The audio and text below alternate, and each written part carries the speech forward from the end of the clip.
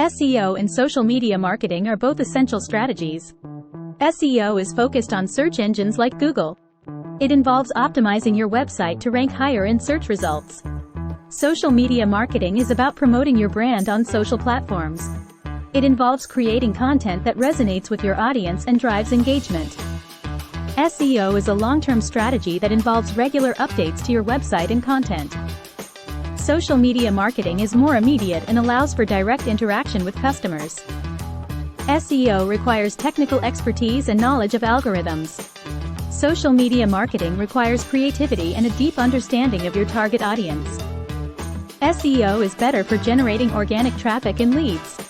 Social media marketing is better for creating brand awareness and building relationships. Ultimately, the choice between SEO and social media marketing depends on your business goals.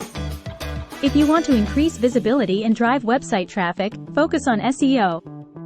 If you want to build a loyal following and connect with customers, focus on social media.